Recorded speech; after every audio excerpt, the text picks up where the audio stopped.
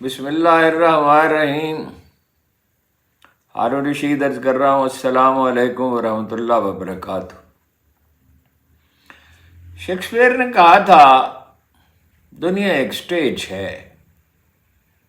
ہر آدمی سٹیج پہ نمودار ہوتا ہے اور اپنا کردار ادا کر کے چلا جاتا ہے۔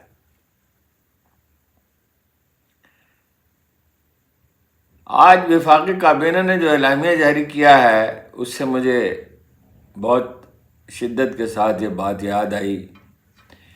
تضادات کا ایک ایسا ہولناک مجموعہ ہے یہ اعلامیہ کہ اس کی مثال کم ہوگی، اور فوراً یہ بات میرے ذہن میں آئی کہ شہباز شریف صاحب اور ان کے ساتھی قوم کو احمق سمجھتے، احمق نہیں الو سمجھتے ہیں۔ ان کا خیال ہے کہ 25 کروڑ آدمی جو ہیں، وہ جو جالب نے کہا تھا، کیا مصرع جی آ جاتا ہے تو میں آپ کو سناتا ہوں کہ یہ ان کے ذہنوں میں کچھ ہے نہیں، یہ احمق لوگ ہیں، اور یہ کامیابیاں اس طرح آدمی کو گمراہ کرتی ہیں کہ وہ کامیابیاں حاصل کرتا چلا جاتا ہے۔ پھر میں شیکسپیئر کا حوالہ دیتا ہوں کہ اس کے جو کردار ہیں، جیسے سیزر کا ہے، وہ چالاکی سے اور عیاری سے اور سازشوں سے اپنا ترقی کرتے چلے جاتے ہیں، اعلیٰ ترین منصب پہ پہنچتے ہیں، لیکن پھر ان کے تضادات نے تباہ کر دیتے ہیں۔ اور سیزر کی لاش پڑی ہوتی ہے کہیں، اور کوئی اینٹنی کہتا ہے کہ all thy greatness glories and triumphs had shrunk to this little measure, یہ ہے تمہاری خیرہ کن فتوحات اور عظیم بے مثال کامیابیوں کا انجام۔ یعنی ایک طرف تو وزیر اعظم صاحب نے یہ فرمایا کہ وہ تسلیم کرتے ہیں، اعلامیہ میں بھی کہا گیا ہے اختیارات کی تقسیم کو، یعنی عدلیہ کے اختیارات ہیں، پارلیمنٹ کے ہیں اور انتظامیہ کے ہیں، اور یہ کہ اپنا کمیشن جو ہے وہ تحقیقات کرے گا کہ کوئی شخص، کوئی ادارہ، کوئی ایجنسی، کوئی عہدیدار ملوث ہے تو اس کے خلاف کارروائی کی جائے گی اور پوری تحقیقات کی جائے گی اس کی۔ اور دوسری طرف اسی اعلامیہ میں یہ کہا گیا ہے کہ ججوں کا اعتراض نامناسب ہے۔ جب آپ نے فیصلہ صادر کر دیا کہ نامناسب ہے تو تحقیقات کس چیز کی جائے گی؟ اور پھر یہ کہا کہ وہ تحقیقات کے علاوہ وہ اس کو جو اس کی دائرہ کار طے کیا گیا کہ اور چیزوں کی بھی چھانبین، اور کیا چیزیں ہیں جی؟ اور چیزیں یعنی ججوں کی چھانبین کرے گا، اور نون لیگ مسلسل مہم چلا رہی ہے ان کے خلاف۔ یہ وہی نون لیگ ہے جسٹس شوکت صدیقی پہ، جن کا موقف بالکل متضاد تھا اور درست تھا، اس وقت موقف ان کا درست تھا کہ جو اپنا جنرل فیض حمید نے جو ہے ان کو پریشرائز کرنے کی کوشش کیا۔ فرق یہ ہے کہ وہ تنہا آدمی ہونے کے بعد اٹھ کے کھڑے ہو گئے تھے۔ اس وقت قوم نے ریئلائز نہیں کیا کہ یہ کتنی بڑی خطرناک صورتحال ہے۔ اس وقت بھی بہت عجیب و غریب چیزیں ہو رہی تھی۔ ایک اخبار نویس نے، ایک نون اخبار نویس نے کہا کہ جی دوبل سے ملتے تھے باجوہ صاحب جا کے دبئی میں خفیہ طور پر، اور اب بھی یہی صورتحال ہے، بے چین ہے انڈیا سے تجارت شروع کرنے کے لیے۔ اور باقیوں کو تو چھوڑا، نجم سیٹھی صاحب کہتے ہیں کہ وہ پرواہ نہیں کرے گا، مودی ان کو اہمیت ہی نہیں دے گا، ان کو کوئی خاطر خواہ توجہ نہیں دے گا۔ اور یعنی یہ جھک کر سجدہ ریز ہو کر بھارت، یہ ہے انٹرنیشنل اسٹیبلشمنٹ کا ایجنڈا۔ اور میں آپ سے کہتا ہوں، میں اس دنیا میں ہوں گا یا نہیں ہوں گا، کون جانتا ہے کب وہ وقت آئے گا جب حقائق آشکار ہوں گے۔ اپنے عہد کے تعصبات میں تو میں گرد اڑتی رہتی اور فیصلہ نہیں ہوتا۔ آخر کار قوم نواز شریف کو اور جنرل باجوہ کو قصوروار قرار دے گی۔ یعنی انٹرنیشنل اسٹیبلشمنٹ کے ایجنڈے پہ عمل کرنے کے لیے یہ چینی انجینئر پہ حملے ہو رہے ہیں، 2 ڈویژن آرمی ڈپلائڈ ہے۔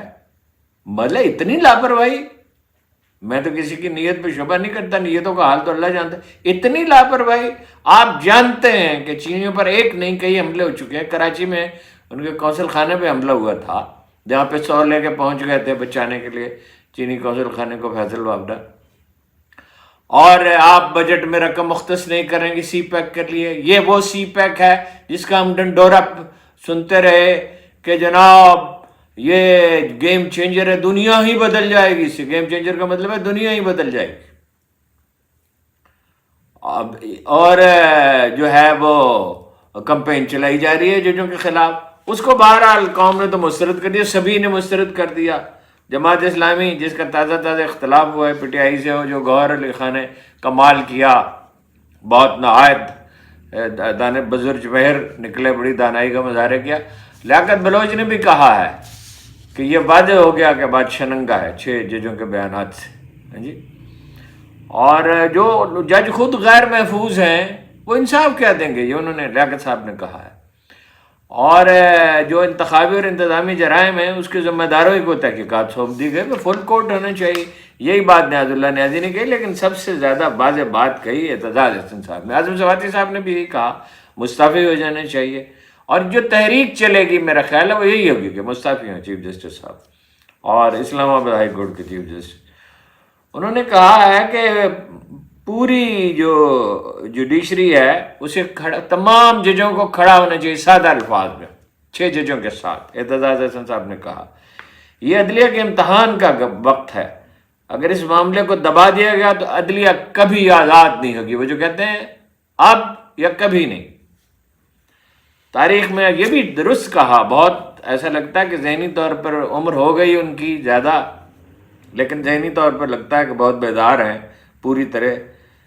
تو تاریخ میں کہا کہ ایسے مواقع کم آتے ہیں، یہ درست بات ہے. اس مواقع کو شناخت کرنا اور اس کے مطابق حکمت عملی تشکیل دینا، یہی اصل میں سیاست ہے.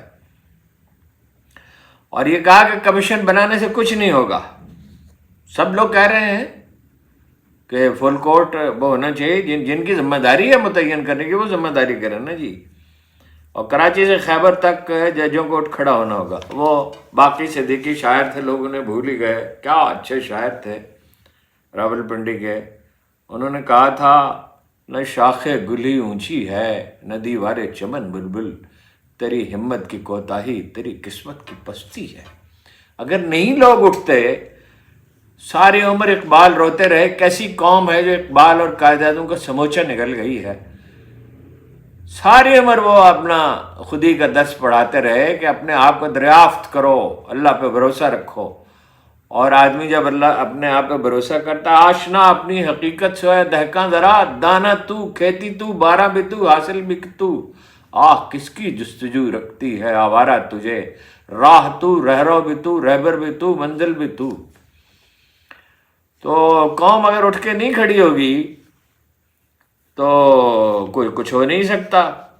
دیکھیے نا کس کو بنایا مقرر، کس کو مقرر کیا ہے؟ تصدق حسین جیلانی صاحب کو. سگے ماموں ہیں وہ یوسف رضا گیلانی کی اہلیہ محترمہ کے. ان کے بھائی جو ہیں وہ ثاقب جیلانی اور خاندان کے دوسرے لوگ ٹویٹ کرتے رہتے ہیں نون لیگ کے حق میں. خود وہ پیپلز پارٹی میں ہیں، سوشل میڈیا پہ وہ بات کرتے رہتے ہیں. اور بتائیے کہ کیا اپنا وہ جب مثلا پوچھیں گے، فرض کیجئے وہ پوچھتے ہیں، ایک ریٹائرڈ جج کے سامنے پیش ہوں گے. وہ سلمان اکرم راجہ نے ٹھیک کہا کہ 1996 میں انہوں نے مقدمہ دائر کیا اظہر خان کیس کو، جو پیسے دیے گئے تھے آئی ایس آئی نے، وہ پرانی آئی ایس آئی جو تھی اس نے پیسے دیے تھے، اور 2012 میں سماعت شروع ہوئی. اور 2012 سے اب 12 سال اور گزر گئے، کوئی تاریخ نہیں، کچھ نہیں. تو ایک ریٹائرڈ جج کے سامنے چیف جسٹس گو تھے، ان کے سامنے پیش ہوں گے اور یہ مفروضہ ہے، فرض کیجئے وہ طلب کرتے ہیں اسلام آباد ہائی کورٹ کے چیف جسٹس صاحب کو، اور ان سے پوچھتے ہیں کہ آپ سے شکایت کی گئی تھی، کیا وہ ایک ملزم کے طور پہ پیش ہوں گے؟ یہ بات کوئی قابل فہم ہے؟ اور ایک آدھ نہیں، سبھی نے کہا ہے کہ فل کورٹ ہونا چاہیے. اور قاضی صاحب نے بلا اپنے گلے سے ٹالی کہ میری ذمہ داری نہیں. کہا وزیر اعظم نے کہ جی ان سے مشورہ کیا ہے. کمال ہے، چیف ایسے معاملے میں چیف جسٹس سے مشورہ، وزیر اعظم کا کیا، اس کا جواز کیا ہے؟ صرف 4 ججوں، جسٹس منیب اختر نے اور جسٹس شاہد وحید نے اور جسٹس عائشہ ملک نے، جسٹس اطہر من اللہ نے مخالفت کی، اختلاف کی جسارت کی. کہنا چاہیے صحیح الفاظ اگر استعمال کیے جائیں. بلوچستان بار ایسوسی ایشن مسترد کر دیا، باقی بھی وکلاء مسترد کر دیں، لیکن وکلاء میں تقسیم ہے اور احتیاط سے کی گئی ہے، پلاننگ سے کی گئی، جیسے مافیاز کرتی ہیں. آپ نون لیگ کو کیا سمجھ، نون لیگ کو لوگ پولیٹیکل پارٹی سمجھتے ہیں. نون لیگ پولیٹیکل پارٹی نہیں ہے. چیزیں بڑھیں گی مہاجرائی کی طرف، اور پختونخوا میں ایسے اجتماعات ہوں گے کہ آپ حیران رہ جائیں گے. لیکن میری ذاتی رائے یہ ہے، بالکل یہ تحریک چلانے کا وقت نہیں ہے. دیکھیے سبات پہ جو ہے وہ خون ریزی ہو رہی تھی، لوگوں کو قتل کیا جا رہا تھا، ہر روز منگورا میں لوگوں کو پھانسیاں دی جاتی تھی، گلے کاٹے جاتے تھے، گھر گرائے جاتے تھے، جبری شادیاں کی جاتی تھی۔ وہ کچھ اخبار نویسوں کو بلایا چیف آف آرمی اسٹاف نے مشورے کے لیے، بریفنگ کے لیے دراصل، اور مشورہ بھی وہ خیر سنتے تھے۔ جنرل کیانی صاحب کی بات ہے تو میں نے ان کی خدمت میں عرض کیا کہ موومنٹ نے وہ اپنا کارروائی نہ کیجیے گا۔ وہ کچھ حیران سے ہوئے، علیحدگی میں لے جا کے کہا۔ انہوں نے کہا کیوں؟ میں نے کہا جب تو یور سیلف سیٹ کہ وی ڈونٹ نو ہو از دی فو and who is the friend, دوست کون ہے دشمن کون ہے۔ تو ایسے موقع پہ یکسوئی پہلے جب تک نہ ہو جائے، اور یکسوئی ہوتی ہے اہل علم کے ساتھ مشورے سے، یعنی جو ٹاپ ایکسپرٹ ہوں کسی فیلڈ کے اور مخلص ہوں، وہ اہل علم قرآن مجید انہیں کہتا ہے اور اہل ذکر کہتا ہے، ان سے مشورہ کیا جائے۔ جناب عمر فاروق جو ہیں وہ جب کسی معاملے پہ بہت میٹنگز کرتے، بے انتہا مشورہ کرتے تھے، اور جب بالکل کوئی چیز نہیں سلجھتی تھی، یعنی جناب علی کرم اللہ وجہ سے بھی مشورہ کر لیا اور ذہن یکسو نہ ہوا، تو پھر اصحاب بدر کو بلاتے تھے۔ اب میں نے ایک دن اس پہ بہت غور کیا کہ اصحاب بدر کو کیوں بلاتے تھے؟ کیا وہ انٹلیکچوئلز تھے؟ جی نہیں، ان کا کوئی تعصب نہیں تھا، اور قرآن مجید کہتا ہے مومن اللہ کے نور سے دیکھتا ہے، صحیح لوگوں سے مشورہ کیا جاتا ہے، مشورہ دینے والے ناقص ہیں۔ ان حالات میں بالکل ملکی موومنٹ نہیں چلانی چاہیے، موومنٹ چلانی چاہیے اس کی تیاری کر کے، اس کا بندوبست کر کے۔ مجھے یاد ہے لیاقت باغ میں 23 مارچ 1973 تھا یا 74 تھا، اے این پی کے جو اے این پی نہیں تھی اس وقت، تو نیشنل این اے پی تھی، نیشنل عوامی پارٹی، اس کے 15-20 کارکنوں کو قتل کر دیا گیا تھا چھتوں سے فائرنگ کر کے بھٹو صاحب کے حکم پہ، جنہیں شہید بھٹو کہا جاتا ہے، فخر ایشیا، قائد عوام۔ ہاں جی، وہ اپنا گولیاں، میں اسٹیج پہ کھڑا تھا اور اخبار نویس بھی تھے، اور سامنے وہ بسوں کی قطار جل رہی تھی، تو اسی سے وہ قصہ شروع ہوا۔ ہم کیا الزام دیں اپنا عوامی نیشنل پارٹی کو، اگر وہ بددل ہو گئے اور کچھ لوگ بھاگ کے کابل چلے گئے اور علیحدگی کے منصوبے بنانے لگے۔ سپریم کورٹ نے بھی ان کے خلاف فیصلہ دیا۔ آغاز کس نے کیا تھا؟ بھٹو نے بلوچستان پہ کارروائی کی تھی۔ تو گزارش یہ ہے کہ اس طرح نہیں ہوتا، آپ بالکل کلیئرٹی ہو تو پھر تحریک چلائی جاتی ہے۔ اس وقت پنجاب نہیں اٹھے گا، کتنے لوگ تو جاسوس ہیں پی ٹی آئی میں، حافظ فرد عباس پہ الزام لگا رہا ہے۔ میں نہیں کہتا ٹھیک ہے کہ ابھی وہ ایک ٹکٹ کے معاملے میں کسی نے الزام لگایا کہ وہ 5 کروڑ روپے مانگ رہے تھے اور یا گھر مانگ رہے تھے اور کہہ رہے تھے باقیوں کو بھی دوں گا اور فلاں سے سفارش کرو۔ ہو سکتا ہے 100% جھوٹ ہو، پارٹی میں دھڑے بندی ہوتی ہے، لیکن عمران خان صاحب کو جائزہ تو لینا چاہیے۔ عمران خان کو کیوں رکھا ہوا ہے؟ اس پہ غور کیجیے۔ عمران خان کو جیل میں کیوں رکھا ہوا ہے اور کیوں مستقل طور پہ رکھنا چاہتے ہیں؟ دیکھیے، وہ چاہتے ہیں پارٹی میں اختلافات بڑھتے رہیں اور تحریک نہ چل سکے۔ عمران خان تو اس وقت اگر نکل آئیں تو ان کا ایسا استقبال ہوگا جیسا امام خمینی کا ہوا تھا۔ ایران کی آبادی تو اس وقت میرا خیال ہے 4-5 کروڑ تھی، 6 کروڑ ہوگی، مجھے ٹھیک سے یاد نہیں ہے۔ 25 کروڑ کی آبادی ہے، 70% لوگ ان کے حامی ہیں، سارے ریکارڈ ٹوٹ جائیں گے۔ اسی طرح بن بلا کو، جو تحریک آزادی کے ہیرو تھے، جزائر کے 25 سال جیل میں رکھا گیا تھا، لیکن وہ اور زمانہ تھا، یہ زمانہ اور ہے۔ سیاست میں سچویشن امپورٹنٹ ہوتی ہے، تعدیر نہیں رکھ سکتے اور یہ ڈیلیور بھی نہیں کر سکتے۔ 12 کروڑ روپے پتہ چلا ہے کہ نون لیگ کے الزام ہے، اب اس کی تحقیقات ہونی چاہیے۔ وہ محترمہ مریم نے تو روپیہ اس طرح لٹانا شروع کیا ہے اپنی ذات گرامی پر کہ حیرت ہوتی ہے۔ اور آج چیمہ کے بارے میں پتہ چلا، یو فون کے بھی اور فلاں کے بھی ڈائریکٹر اور ڈالرز میں پیسے لیتے ہیں۔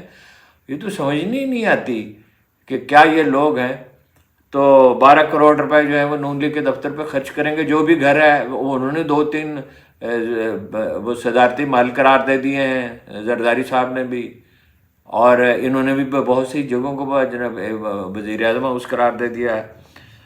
تو یہ جو سچویشن ہے اتنی خطرناک ہے، اس میں وکیلوں میں ڈیوائیڈ ہے اور پارٹی میں پینیٹریشن ہے۔ کتنے لوگ تو ویسے ہی چھوڑ گئے اور کتنے لوگ ہیں جنہیں سیاست کا فہم ہی نہیں ہے۔ میں اب تک حیران ہوں کل سے کہ بیرسٹر گوہر جیسے آدمی کو، شریف آدمی ہے ویسے، وہ انہیں سوجی کیا جماعت اسلامی کے خلاف بیان دینے کی؟ یہ کو موقع تھا بیان دینے کا، فرض کیجیے ان کا موقع 100% صحیح تھا، اس وقت تعاون سیکھ کرنا چاہیے یا بیان دینا چاہیے. یہ موقع نہیں ہے تحریک چلانے کا. تحریک ہاں چند ہفتے بعد چند مہینے بعد چل سکتی ہے.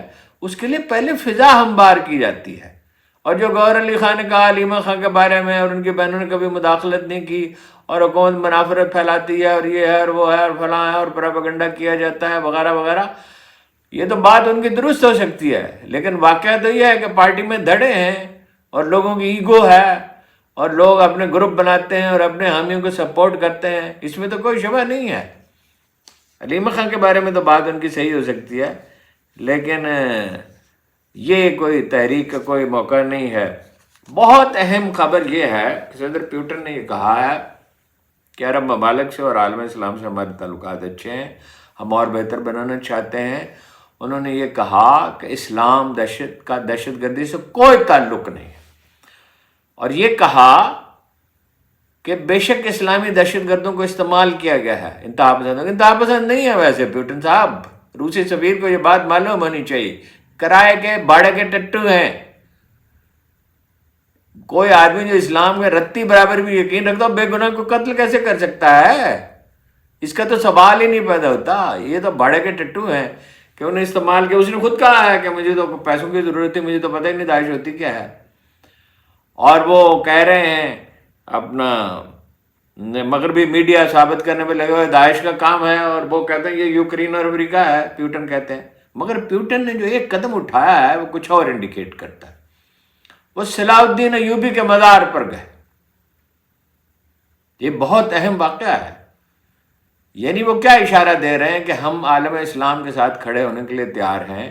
اور ظاہر ہے چین کی اور روس کی تو کے لیے ایک ہی راستہ ہے کہ عالم اسلام ان کا حلیف ہو، مگر عالم اسلام کے حکمران تو کمال ہے نا، اپنے ہاتھ پاؤں کاٹ کے تو امریکہ کے حوالے کر چکے. ان کے کاروبار امریکہ میں، ان کی جائیدادیں امریکہ میں، ان کی اولادیں امریکہ میں. کتنے ہزار افسر ہیں جو امریکہ اور کینیڈا اور برطانیہ اور آسٹریلیا کی شہرت رکھتے ہیں. اپنے ہاتھ کاٹ کے تو دے دیے. یہ تو غلام ہیں، ابن غلام. وہ اس سے کہا گیا، غالباً نادر شاہ سے کسی نے کہا کہ آپ کی وہ کیا ہے، یہ مغلوں میں بڑا تھا اور بر صغیر کا ہمیشہ یہ رواج رہا ہے کہ آپ کا شجرہ نسب کیا ہے. اس نے کہا شمشیر ابن شمشیر تاب ہفت پشت. یہ ہیں غلام ابن غلام تاب ہفت پشت. یہ جو پاکستانی اشرافیہ ہے ڈاکٹر کہہ رہا ہوں چودھری سے میں نے کہا یہ دنیا کی بدترین اشرفیہ ہے. چودھری نثار صاحب سے ایک دفعہ میں نے کہا تو وہ کہنے لگے کہ عرب اشرافیہ سے بھی بدتر ہے. اس وقت تک یہ بات میرے ذہن میں نہیں تھا. میں نے کہا شاید وہ بدتر ہو، لیکن بہرحال یہ اشرافیہ کیا ہے، بدماشیہ ہے. ہوش و خرت سے. جناب تازہ ترین خبر یہ بھی ہے، میں آپ کو پہلے سنانی چاہیے تھی. امریکی ڈرون کندھار اور نیمروز جو شمال میں ہے اس پہ وہ کرتے رہے، پروازیں کرتے رہے، اور ذبیح اللہ مجاہد نے کہا ہے بیانڈ ڈاؤٹ یہ امریکی تھے اور یہ کسی پڑوسی ملک سے وہ اڑے ہیں. اب نے بڑا احتیاط کی برتی ہے اور یہ کہا کہ ہر ایک کو اپنی ذمہ داری کا احساس ہونا چاہیے اور جاہلیت سے گریز کرنا چاہیے. تو یہ کیا چاہتا ہے امریکہ؟ ڈیگال نے کہا تھا امریکہ دنیا کے ہر ملک کا پڑوسی ہے. غنڈہ گردی ہے، سبوٹاج ہے.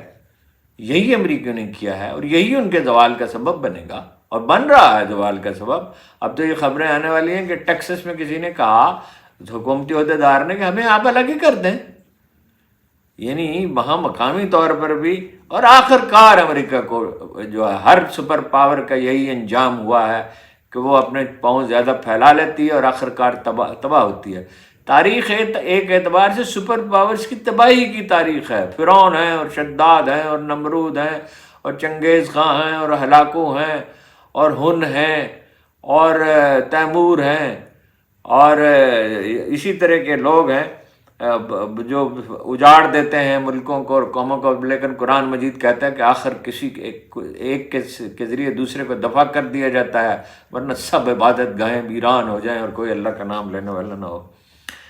وہ اپنے آپ پہ کچھ اعتبار پیدا کریں، کچھ ہمت کریں.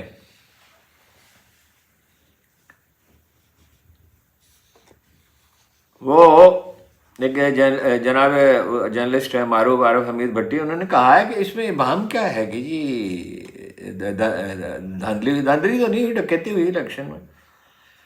وہ مری کے ریٹرننگ افسر سے پوچھ لیں کہ کس کے کان پہ اس پہ گن پوائنٹ پہ رکھ کر انہیں ٹیلی فون پر کہا گیا کہ فارم 47 پہ دستخط کریں. وہ تو خیر یہ تو کوئی انکشاف نہیں ہے. بات یہ ہے کہ دب گئے اور لوگ اور انہوں نے مصلحت اختیار کر لی. مثلاً اس واقعے کو آپ دیکھیے کہ 9 مئی کی سماعت ہو رہی تھی، پیش تھے عمران خان جوڈیشل کمپلیکس میں، اور وہاں رینجرز کے لوگ تھے، باوردی لوگ تھے، دوسرے باوردی لوگ تھے، پولیس بھی تھی چھتوں پہ جہاں عمران خان کہتے ہیں کہ مجھے قتل کرنے کا منصوبہ تھا، حفاظتی انتظامات نہیں تھے. اور وہ وہاں کیا وہ ایک محکمہ ہوتا ہے وہاں پہ،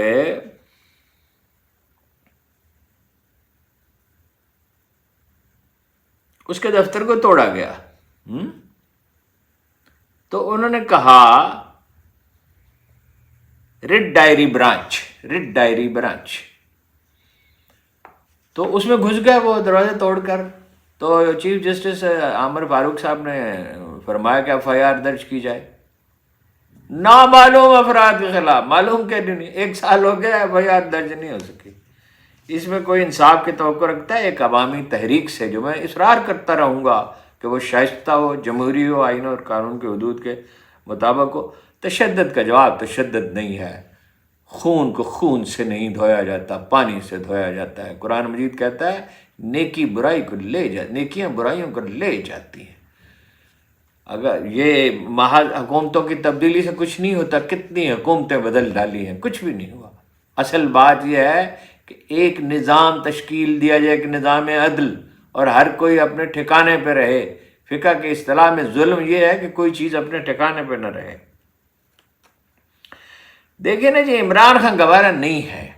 عمران خان عوامی قوت سے آئیں گے، اور وہ حکمت اور تدبیر، صرف جرت کافی نہیں ہے. جرت تو خیر لازم ہے، جرت کے بغیر تو کچھ بند دروازے کبھی کھلتے ہی نہیں ہیں. مائک پومپیو آئے ستمبر 2018 میں، مجھے یاد ہے، اور وہ ایک تقریب تھی، اور انہوں نے امریکی سفارت خانے نے اصرار کیا کہ وہ بیٹھیں گے ان کے سامنے میز پہ. فرمائش کی. عمران خان نے کہا کیوں میرے سامنے کیوں بیٹھیں گے؟ شاہ محمود ان کے کاؤنٹر پارٹ ہے، ان کے ساتھ بیٹھیں. انکار کر دیا. اس زمانے میں CIA کے چیف سے بھی ملاقات سے انکار کیا تھا نا، اور کئی بعد میں اگرچہ ان کا رویہ کچھ نرم ہو گیا تھا. تو پومپیو نے، مجھے یاد ہے اس کی وہ ویڈیو دیکھنے میں آئی تھی کہ ایک پھیکی سی مسکراہٹ کے ساتھ عمران خان کا استقبال کیا. عمران نے ایک نگاہ غلط انداز ان پہ ڈالی اور وہ جا کے بیٹھ گئے شاہ محمود کے پاس. ہیں جی.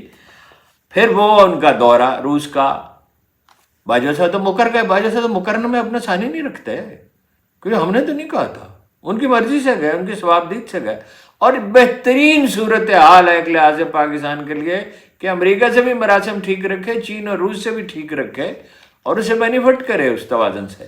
لیکن یہ ڈرے سہمے ہوئے لوگ، یہ شہباز شریف، یہ کریں گے. اور عمران خان بھی تب کریں گے اگر پارٹی میں کیڈر کی تیاری ہوگی، صحیح لوگوں کا انتخاب ہوگا. اس کے بغیر نہیں ہو سکتا.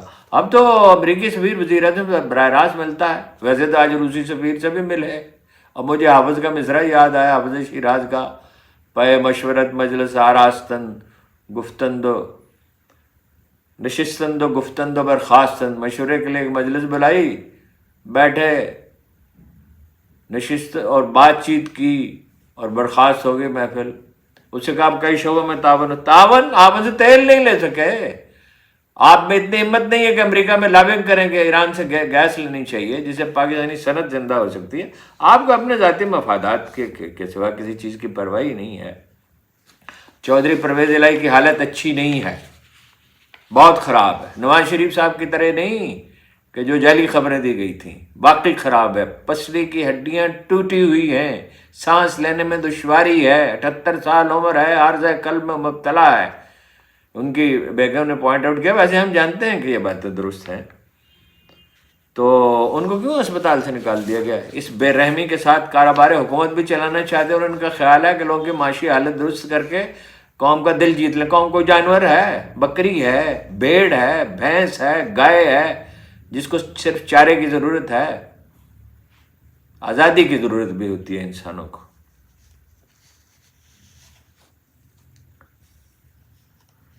جناب یوسف زئی گیلانی کے فرزند حیدر گیلانی نے کہا ہے کہ نون لیگ شامل ہو سکتی ہے پنجاب کابینہ میں. اصل میں میرا خیال ہے ٹیمپٹیشن ہو رہی ہے. وزارت تو ایسی چیز ہے کہ اس کے لیے ٹیمپٹیشن تو ہوتی ہی ہے.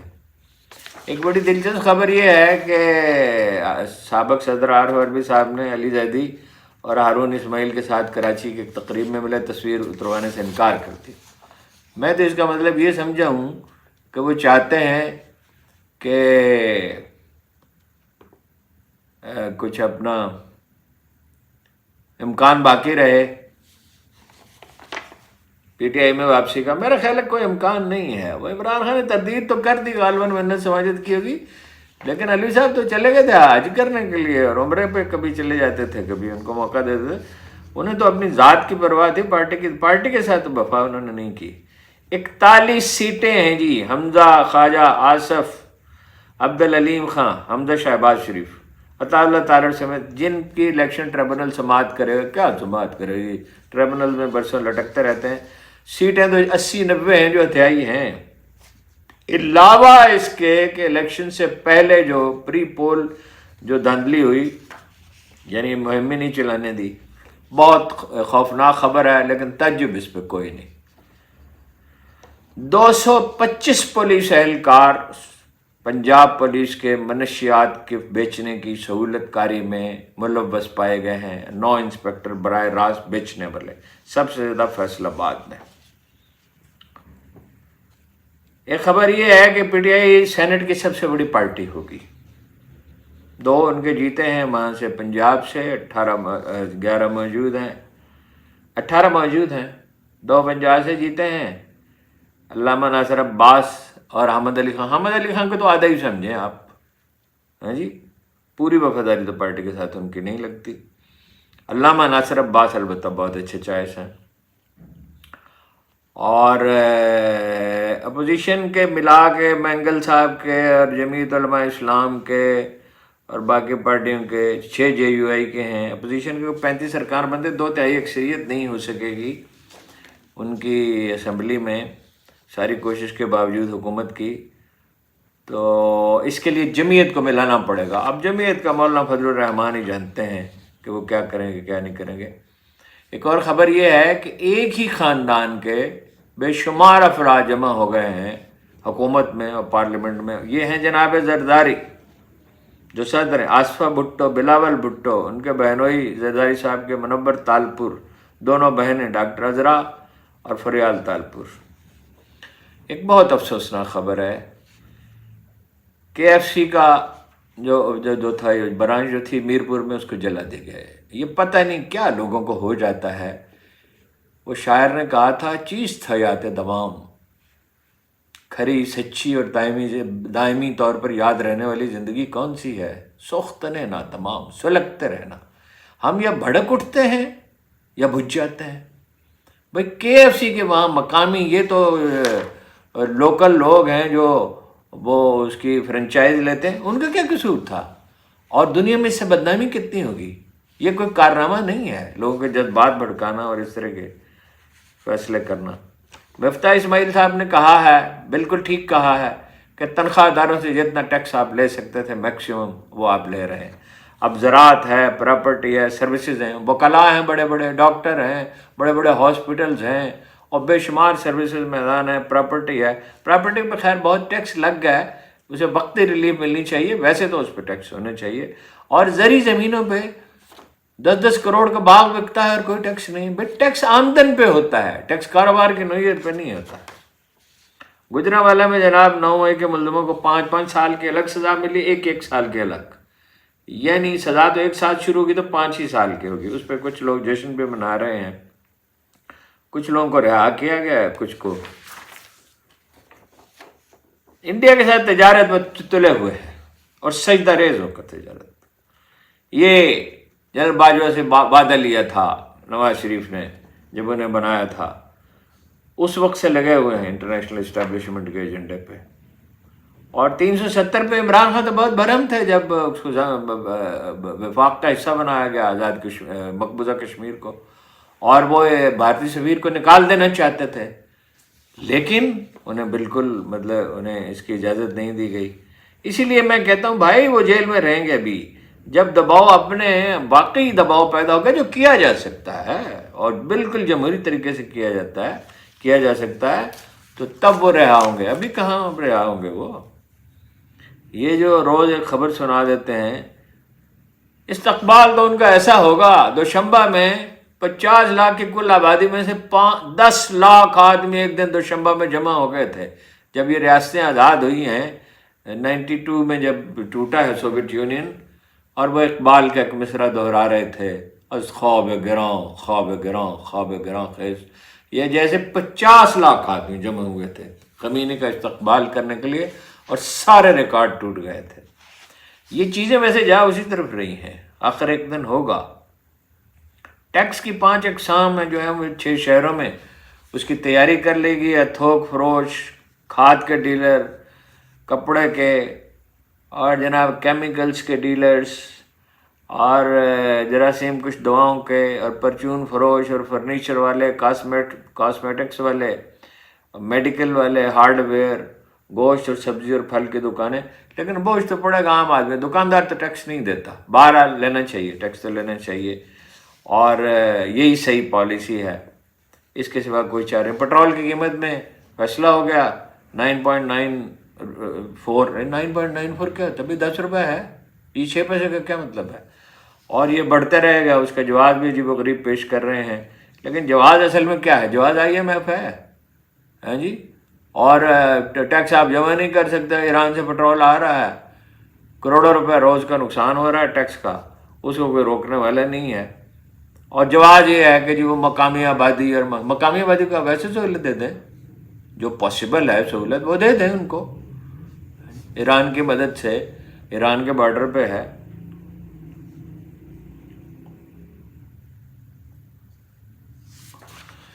یہی جناب آج کے لیے.